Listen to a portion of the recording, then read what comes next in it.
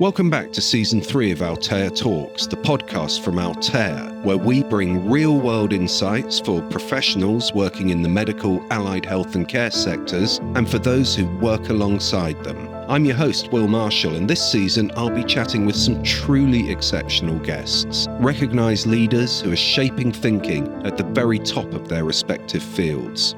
Together, we'll have open, entertaining and informed conversations as we try to get to the heart of the biggest challenges and emerging issues shaping health and social care today, delivering the expert thinking, insights and thought leadership that you need to stay ahead.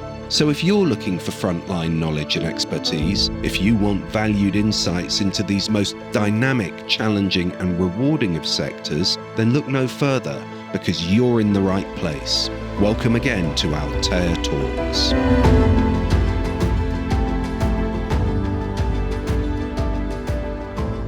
Hello and welcome to this latest episode of Altea Talks. In this episode, I'm delighted to be joined by Melanie Venables.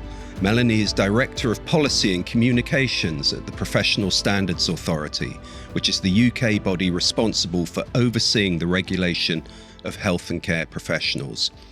In this role, she leads the PSA's policy development, research, communications and stakeholder engagement across the health and care regulatory system.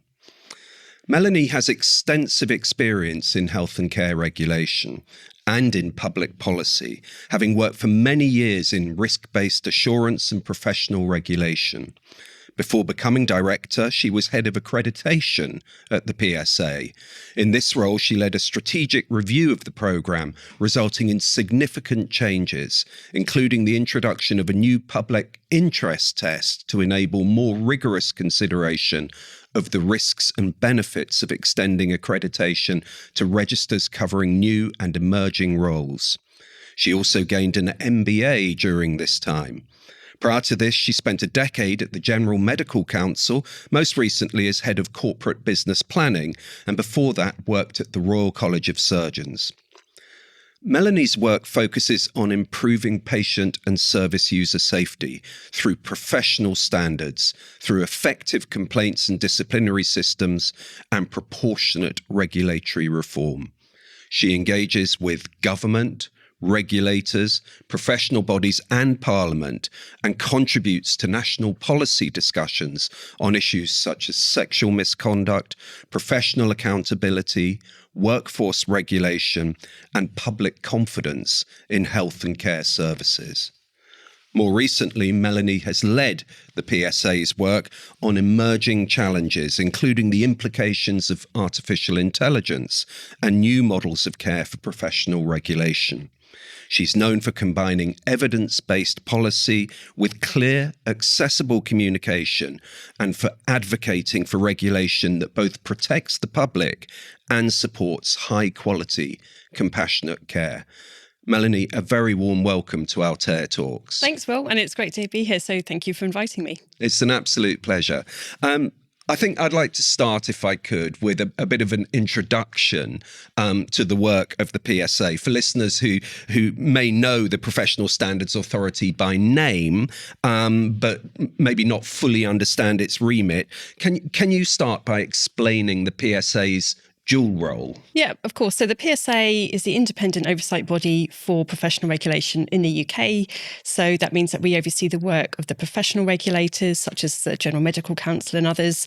But we also have a role in raising standards for unregulated roles. So we do this by accrediting organisations that, again, meet our standards and that have applied for organisations for accreditation. And this covers roles such as counselling and psychotherapy.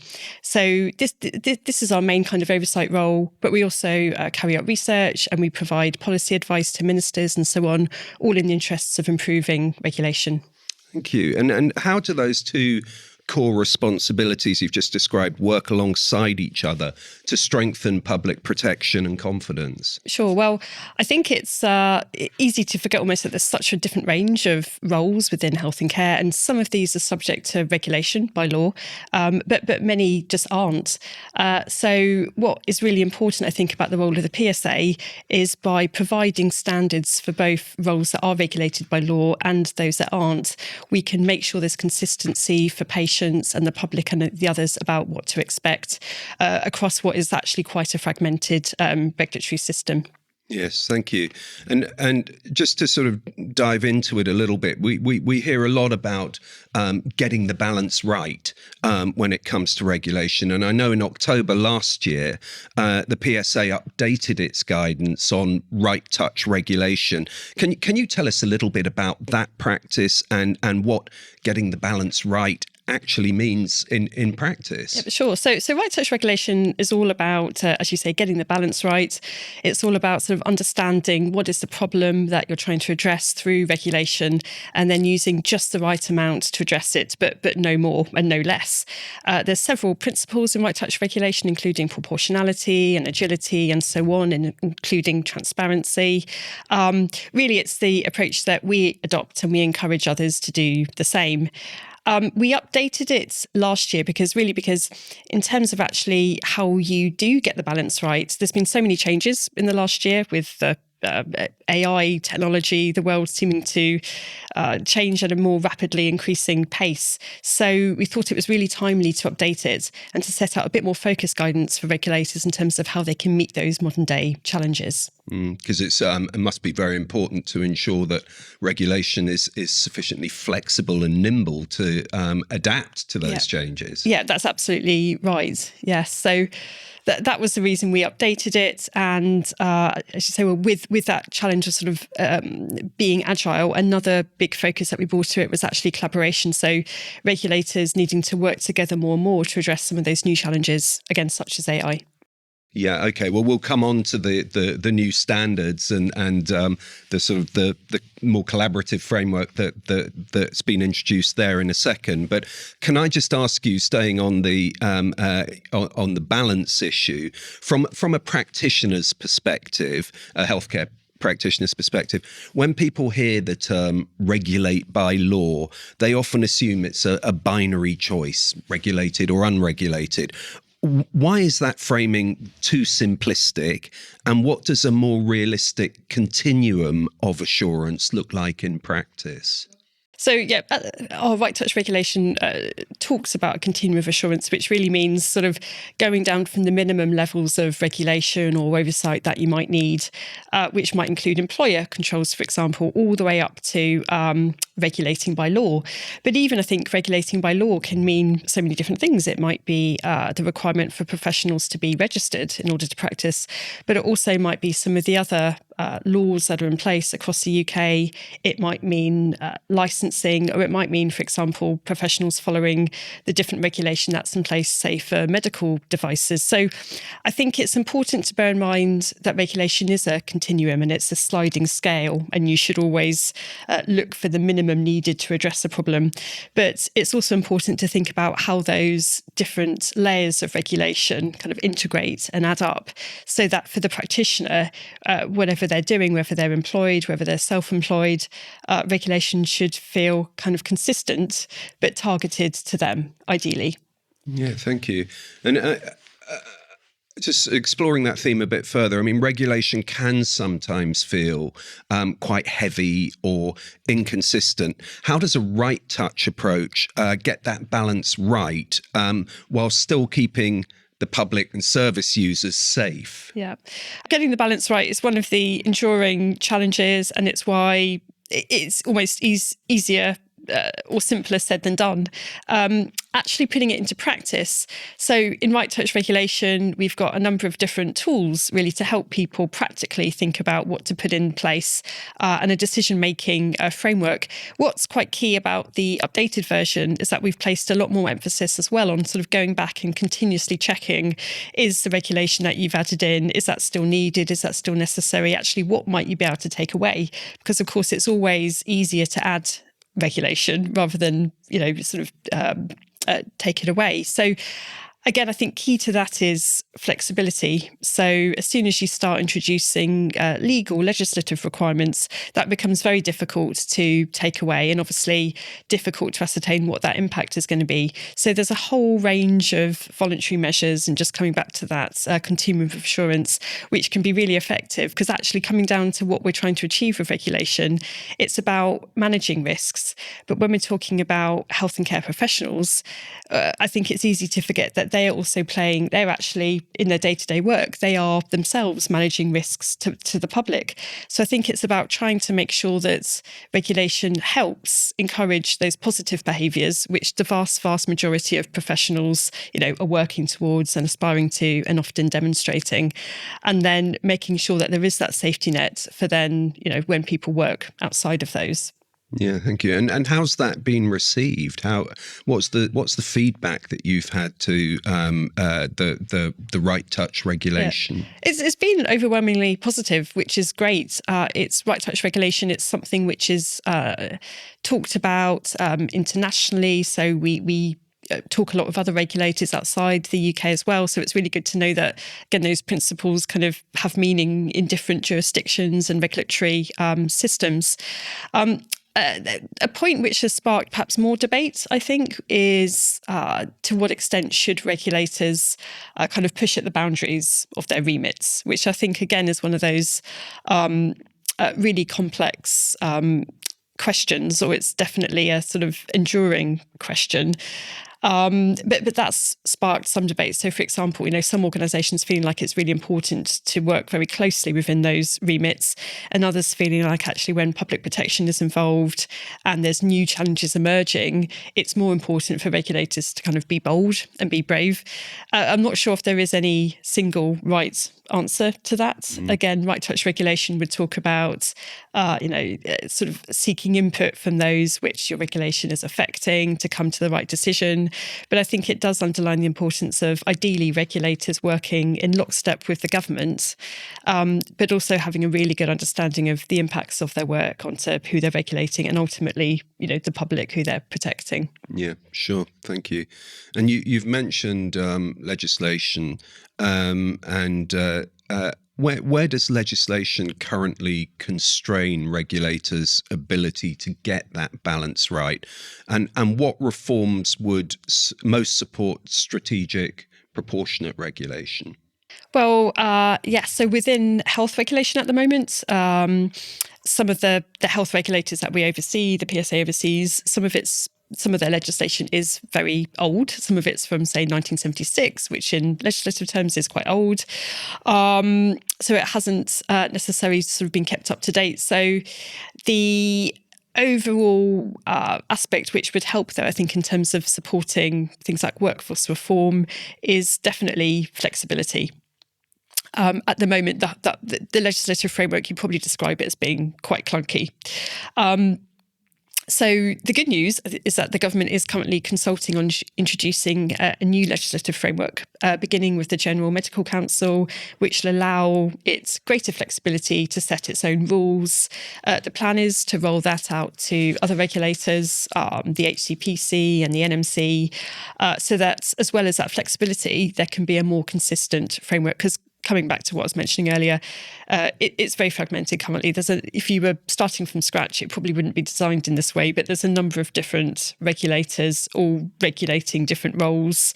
So having consistency to that framework should help it feel a lot fairer, actually, for professionals as well. Yeah, thank you. I mean, whilst we're on that point about the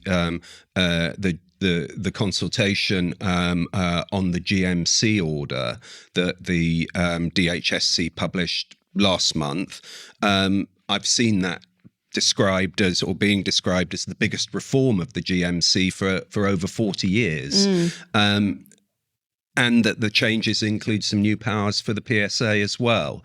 Can you explain a bit what is changing and why the overhaul is so significant in your view? Yeah, of course. So, yes, a really big change. And I remember this is going back now 15 years when I started at the GMC. These reforms were being talked about then and sort of felt imminent for a very long time. So I think it's really genuinely exciting that they're happening now. They've been quite long in the making. Yes, the GMC order is designed to create that greater flexibility.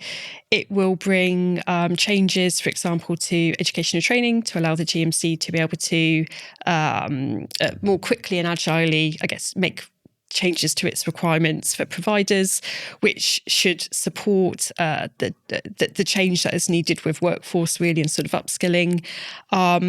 Fitness to practice, it should help it to introduce processes which feel less adversarial at times for professionals. So that's really, really good as well. And we shouldn't forget as well, of course, that the GMC now regulates physicians associates and anaesthesia associates. So the order will also help implement some of the recommendations from the Leng Review around, say, naming of those roles for clarity. So some really quite big changes. For the PSA, some of the changes proposed include a new power to require the regulators to provide information to us. That's important because while we generally find the regulators are, we don't encounter many situations where the regulators might refuse to share us information. And I think having the greater flexibility with the regulators to set their own powers also brings greater accountability and responsibility. So I think the role of the PSA, again, is going to need to evolve to make sure that really the regulators are using their new powers effectively. And for us, that means kind of raising up our oversight to the level of governance. So are the regulators equipped to be doing that effectively? Also some changes around the ability of the PSA to challenge interim orders. That's suspensions. That's when doctors and others are restricted from working temporarily while they're under investigation, if there's quite serious concerns about their practice. That will be quite different for us as well. So we currently have that power in regards to final fitness to practice decisions. So that's quite a big one for us. That arose from one of the recommendations from Lord Mann's review into anti-Semitism and other forms of racism within the NHS and the regulatory system. So it should allow us to do that. Of course, we'll be looking at using that power in regards to other kind of cases as well. But that's really important. Tackling racism, big issue, obviously, within professional regulation. So will you be informed of the outcome of the interim order committee decision, and then have an opportunity to review that, and if necessary, extend a suspension or impose a suspension? That's essentially how it will work. That's how it works for our final fitness to practice decisions. So we review them as they come in.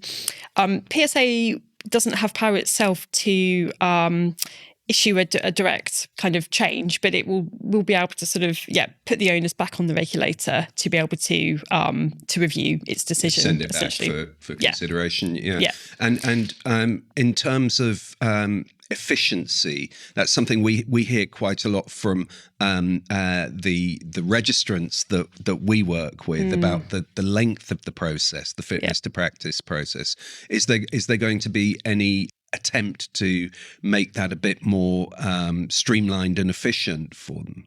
Yeah, absolutely. I mean, as you say, some of the across professional regulation, we see some cases which might go on for, say, 5 years before they are concluded, and within that time, you have to wonder, what else has, obviously happened. It's obviously also very, very stressful for those involved, particularly when they might close after several years with no further action. So there's a lot of inefficiency currently in the system, and that's also missed opportunities to help protect patients. So yes, I think the reforms should help.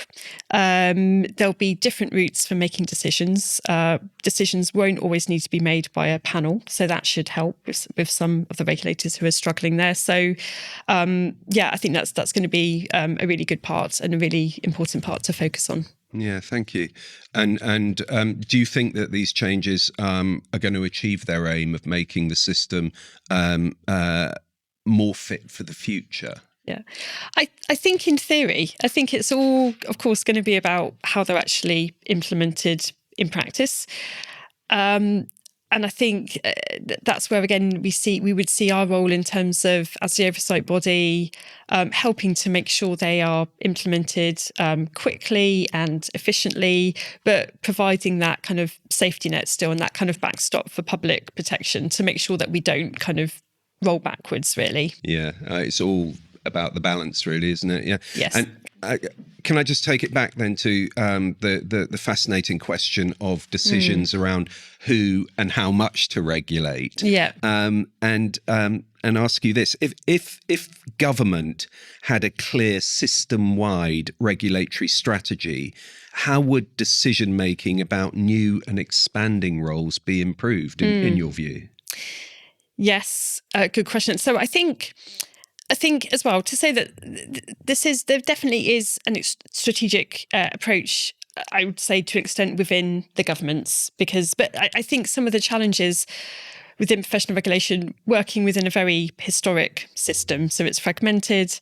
Beyond the regulators, there's a whole number of other bodies with roles, and that includes, for example, some which are quite historic, such as the Society of Apothecaries, which is situated quite near the PSA, actually, in terms of our office on Apothecary Street, and that plays a role as well. So I think the challenge is sort of make something that works for everyone involved is really quite difficult and not to be underestimated. But what could be different? Well, I think when we think about regulatory strategies, it's great that the government has undertaken, say, a report into enabling sort of the people aspects of the 10-year workforce plan and for England, and that includes consideration of regulation. But still, too often we see regulation being thought of as an after the fact, really. And I think some of that plays out in some of the recommendations that have been made around implementation of physicians associates and anaesthesia associates. But there are also examples of where regulation and workforce change have worked really well together. And I think that can be built on. So, for example, within NHS England, they've done a lot of work to map out the appropriate registration level for different roles delivering psychological interventions. And we've worked with them as well to work out sort of which roles should be on accredited registers. And then they've implemented that. So I think that's a really great way. So not using statutory regulation, but actually sort of working together, we've created a system which hopefully is then sort of more meaningful to employers and patients and the public, and ultimately can arrive at informed choice. So I think in summary, I think it's always going to be difficult. Probably we talk about strategy, but we might need different strategies for different professions in reality. But one of the key benefits I think it would bring is transparency to how decisions are made. And I think that in itself would be a huge step forward. So we know that the government and the NHS are pushing for big shifts. The community-based care, digital delivery, prevention over cure, those sorts of things. What kinds of new risks do those shifts create across the NHS and the independent sector? And how should regulation respond without becoming a brake on innovation? Yeah. Very kind of key question. I think in terms of some of the new risks, I think some of the shifts, for example, towards more care being delivered in the community and at home, well, that's going to change sort of the nature of sort of how care is delivered quite fundamentally. So it means that care that might otherwise have been delivered in a hospital might, for the first time, being delivered in a home. So I think that raises the question of what does that mean for the family and others who are living with the patient? If they're taking on more of essentially the caregiver role, what does that mean for regulation, and how should people be equipped, and what does that mean when things might go wrong? So I think those are very interesting questions. And again, to your point around regulation kind of not getting in the way, I guess what we wouldn't want is people to sort of be fearful about, well, if something goes wrong, then perhaps, they might be liable to get in the way of actually what could be very, very beneficial for patients in terms of being able to be at home. At the same time, I think regulation can actually help by helping to make sure that equalities are thought about as well. So perhaps, again, just going with that hospital care at home scenario, not everyone might have a home that's suitable for that. So I think also that needs to be thought about as well, so we don't kind of inadvertently worsen those disparities. Some of the other challenges, I think, have mentioned AI again, just because it's becoming an increasing part of the job, really, to think about how we adapt. Again, new risks being brought in there in terms of understanding how it's going to affect practice. but huge benefits as well. So professional regulation, I think, is interesting again, because again, we've got a number of different regulators, but to give confidence to members of the public, we need to have a kind of consistent regulatory response around areas like AI. And that's where the PSA is trying to play a role to make sure that we convene and sort of get that cohesive approach. I think one of the challenges, the broader government sort of smarter regulation agenda, as you'll be aware, has this focus on growth and sort of reducing regulatory burden, not necessarily deregulating, but again, making sure it's the right level. For health regulation, because public protection is the ultimate goal, I think the question becomes, how do we work within that high-level government strategy whilst not compromising on patient protection? So again, that's a question which, coming back to the regulatory strategy idea, we think it would be the regulatory strategy to support workforce change would allow some of these questions to be set out. We don't have all the answers to those now, and I think we're only going to find them through continued work with the NHS, the government, and the independent sector to come to a collective understanding, really, of where can we accept a certain level of risk if we know it's going to have significant benefits to patients. And I think if I could change one thing about the system as a starting point to that regulatory strategy, it would be to sort of work towards that common understanding of risk tolerance across the system. Yeah, thank you. That's a great answer. And one just picking up on one point there, or one issue there about this need for proportionality, a subject that is quite close to our hearts at Altea is the forthcoming licensing scheme for the aesthetics and beauty sector in England and in Scotland. And that's something that is going to have a significant impact on large numbers of people that we work with, and is causing concern for those practitioners about the what they perceive to be the cost burden or duplication due to the requirement for supervision. And really, I guess my question there is how can regulators, in your view, strike the right balance between stronger protections for the public, and I think there's an absolute consensus that sector in particular needs to have those safeguards in place, but also a proportionate, workable system for the thousands of people who work in that sector?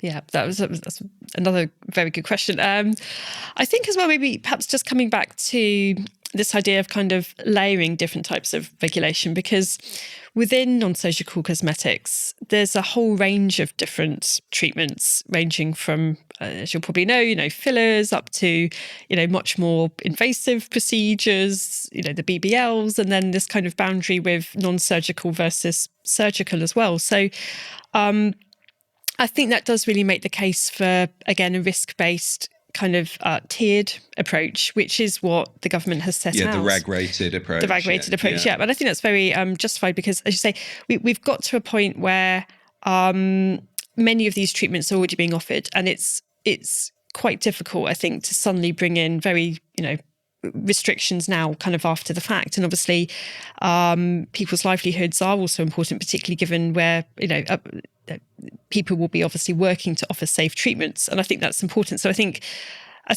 it's important and right that those people are supported to continue to be delivering those treatments, whilst moving towards restricting the highest risk treatments to regulated professionals. And again, I think if we sort of look at the range of tools in the regulatory toolbox, licensing has obviously been proposed, great, that can offer a sort of a foundation layer of safety around health and safety. In terms of then professional behaviours and ethics, we've got the accredited registers, which play a really important role here.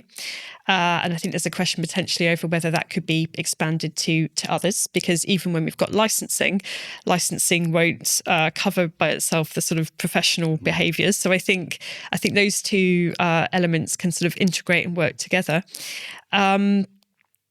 And I think it's very important then in the design, accredited registers which are offering that already are sort of built into the framework, and that's what we've been sort of working with the government to try to achieve. So it is difficult because you've got a whole different range of practitioners, and I actually think that the issue as well is not just one for unregulated roles, it's also one for regulated roles. We know that obviously in the news people have seen concerns sometimes about nurses and others prescribing things like Botox when they shouldn't be. So it's a whole system approach. In terms of getting the balance right, I think it's important that the government continues to work with and listens to the range of different people who are going to be affected.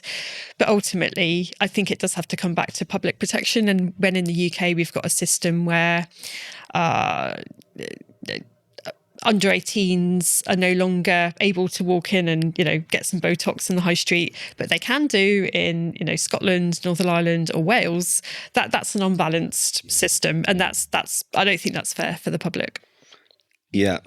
And it does seem to me that there's been a sort of shift in emphasis over the past since last August, where the focus is now more on addressing those sort of high risk practices, like the liquid BBLs and things like that. Mm-hmm. It's very interesting to hear you talking about potentially involving the accredited registers in that process as well. And I'd just like to ask you a little bit more about that, because what I'd like to know your views about what you think are the strongest use cases for accredited registers in workforce reform, particularly where the NHS is trying to grow capacity it needs to do that quickly. It still needs to have credible assurance. Yeah. I think there are a few kind of clear areas where we'd say accredited registers may be able to help, both where we've got existing accredited registers, and I mentioned some of the psychological therapy roles earlier. I think that's going to continue to be really important. I'll note there as well that I think, again, that this flexibility that we have within accredited registers can be really beneficial. Some of the counselling and psychotherapy registers we oversee, for example, have come together to form a collaborative and to design a common framework for counselling and psychotherapy for adults, which I think is an innovation which would be a lot harder in the regulated sector. So I think making the most of that flexibility is one of the best ways to support new roles being developed as part of the NHS plan when they're not sort of determined to be of such high risk that statutory regulation is needed. Some of the areas I think it could be beneficial to make greater use of accredited registers. NHS managers, senior managers and leaders, for example, there's talk about bringing them into the barring scheme with the HCPC for senior managers. Perhaps an accredited register for other managers broader could really help support the development as well and sort of complement that barring scheme. There's other roles, particularly around, say, healthcare science. That's continues to be a really important area because actually a lot of the changes within that area, for example, diagnostics, and yet some AI, this is a great example of where AI is going to change things hugely and significantly. Having registers in place there can really make sure that, again, those changes to, say, education and training can be, can happen, really quickly to support the direction of change. So, I think those are some of the areas where it would be important. Yeah, thank you. And you also mentioned the importance of having a sort of consistent legislative approach or regulatory approach across the 4 countries of the UK, and having consistent principles. Why does that matter for workforce reform, and what goes wrong when we don't have it? Yeah. Well, I think generally, our approach would be that unless there's a good reason to deviate, it is generally good to have a consistent approach across the 4 countries. It can help. Going back to that point around, we've got some historical quirks over time within regulation. It can help reduce that. And I think that's helpful for the public, who often would expect that perhaps a counsellor, but maybe that's not the best example because they're not regulated in the same way. But let's say a nursing associate in one of the countries might be, regulated in the same way in one as the other. So that is important. At the same time, I think we do need to be sensitive to the differences in terms of the differing workforce sort of aims of the different governments in the four countries. And as a general principle, the government has this principle of regulating by risk, according to risk. So, but by that kind of reckoning, any differences and divergence should logically then be because of risk. So you might have a situation where in one country, I don't know, a role presented a particularly higher risk for whatever reason, whether that's because, there wasn't other sort of more wraparound, controls in place or others. So that would be okay. But coming back to this, say, cosmetics, that is one area where we're really pushing for consistency, because what we don't want is this risk of sort of cosmetic tourism where people might go from one country to another because there's less safeguards. That's going to create huge problems, obviously, then for the countries which don't have that kind of the same sort of safeguards in place, and that ultimately then going to have to deal with the aftermath. So that's one example of what I think could go wrong if a consistent approach isn't taken. Yeah, because at the moment it's England and Scotland, isn't it? But no equivalent in Northern Ireland and Wales, I think, in terms of aesthetic licensing. That's right. And I think we know Wales is, I think, kind of, starting to look into this, which is great. Northern Ireland is an area where we continue to urge, greater movement, really, from the PSA side. Yeah, sure. Thank you. Can I just move it on? The final topic it would be really helpful to talk to you about is around the new standards. And last month, the PSA published its updated standards for regulators and accredited registers. Can you give us an overview of what's changed and why this matters now for health and care practitioners and for the public? Yeah, sure. So, new standards published last month. I think one of the great things about them is we used to have a separate set of standards for the regulators and accredited registers that we oversee. So we brought them together into a single set for the first time. So I think that's great, because again, talking about consistency, it's one way that we can help support that. We've got a new focus for regulators on governance, which is an area we had for accredited registers previously, but we've broadened that up. So that's quite different, and it's going to allow us to sort of support reform, as mentioned earlier. We've also got a much greater focus on local resolution. So in complaints being sort of dealt with at the right time, by the right place. Some regulators working with others to try and make sure that, only the right types of complaints that are really regulatory issues come to it, which should help them ultimately sort of help reduce as well these sort of time lags and help things to be dealt with at the right level. Again, in support of a proportionate approach. We've also sort of tried to make them a lot more streamlined. We're developing an easy read version as well for people. So just trying to bring them up to date, really, and make sure they're really sort of fit for the future. Yeah, thanks. And bringing the regulators and the accredited registers together under one framework, presumably that will help to improve consistency across what can actually feel like quite a complex regulatory framework. Yeah, exactly. And I think it really should. And I think essentially regulators and accredited registers are really working to do the same thing, which is, the integrity of their register. So I think it makes sense that we've got the same requirements. I think it should support any changes in future, talking about changes to the level of regulation. You can see a scenario where there might be sort of changes between the level of regulation that could help provide the foundation for that.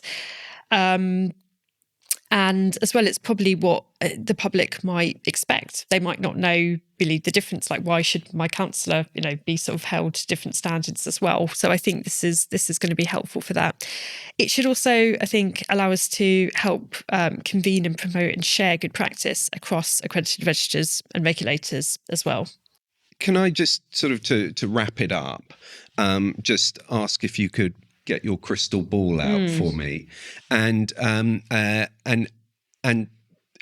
you've probably already explained this during the course of the podcast, but just sort of taking a step back, what do you see as the biggest opportunities for health and care regulation in the next few years, and what do you see as the biggest challenges? Yes, good question. So I think with opportunities, I think reform is a great opportunity, but I think we'd say it's kind of necessary but not sufficient. So we'll be able to maximise the opportunities with reform of the legislation if combined with the plans to reform workforce delivery. Because those two things are happening at the same time, I think that does provide a really genuine opportunity. So if we can maximise that, I think we can achieve a much more streamlined, kind of lighter framework sort of going into the future. So I think that's really exciting. And I think it's one of the things that drives me in my work. Things don't always have to be how they have been. And I think, in regulation, things do move, quite slowly, or they have been, talking about how long it's taken the GMC order, for example, to sort of get here. But, they don't have to. And I think the messages and the signals we're seeing from government and others is that, now is the time. So I think it's important that us as regulators and the PSAs and oversight body, we're not kind of, we're truly looking to the future. So that's one thing. In terms of the challenges, I think as ever, like, resources are really challenging. The regulators are funded by registrants who themselves are under pressure. I think there's ways, again, we can sort of look at, for example, at the moment, we're beginning to look at how AI could be used. So we've talked about, for example, fitness to practice backlogs, and we know there's lots of, say, disproportionality in fitness to practice outcomes still. So could we use AI, as is happening in other sectors, to begin to understand, to help with some of that, to help make sure that cases are dealt with, in a fair way, in a faster and fair way, essentially. So I think that will remain. I think the current challenge is how we again work together to achieve that across the sector, because what we don't want is, say, one regulator to go off and sort of leaving the others behind. Again, I think that's where the PSA comes in, through doing things like we're using the group that we set up, our PSA Data and AI group, to actually bring regulators together so that we can then provide a kind of a conduit as well with other regulators such as the MHRA, who are working on overarching frameworks, so that we move forward together. And also what you're seeing internationally as well is absolutely. So I think collaboration is really the answer. And I think for the PSA, as we look to the future, in our strategic plan as well for the next few years, which we've just published, the key themes are all very much in line with this. It's about working together. It's about prevention, sort of promoting good regulation through best practice, and sort of shifting really from a phase in which, regulators have been sort of obviously working fairly autonomously in different frameworks to try and, make things better for registrants and make sure they're doing their job, effectively, to sort of raising our heads collectively above the parapet and thinking about, that still needs to happen. We don't want to fall back there. But actually, if we actually genuinely work together, then we can get over some of those resource challenges, because there's a huge amount of regulatory expertise across the regulators and harnessing that. So I'd say I feel quite positive about the future from that respect. Yeah, it comes across. It's been so interesting talking to you, Melanie. Thank you so much for coming on the podcast. We could talk all day, but I think we'll leave it there for now. It just remains for me to thank you again for appearing on Altair Talks. It's been an absolute pleasure, and it's absolutely fascinating to hear about all the exciting changes and opportunities in the regulatory world. Thank you. And it's been a real pleasure to speak with you as well. And so thank you again. And we'll continue to listen to the other podcasts that you put out as well, which are really great. Oh, thank you. That's good. Great.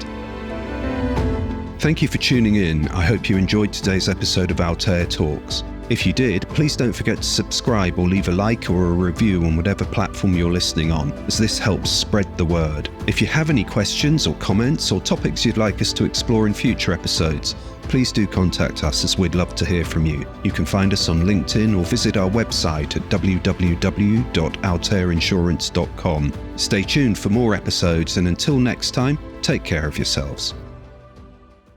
The information contained in this podcast is not intended to represent a complete analysis of the topics presented and is provided for information purposes only for practitioners in the UK. It's not intended as legal advice, and no responsibility can be accepted by Altair or by the Professional Standards Authority for any reliance placed upon it. Independent legal advice should always be obtained before applying any information to particular circumstances.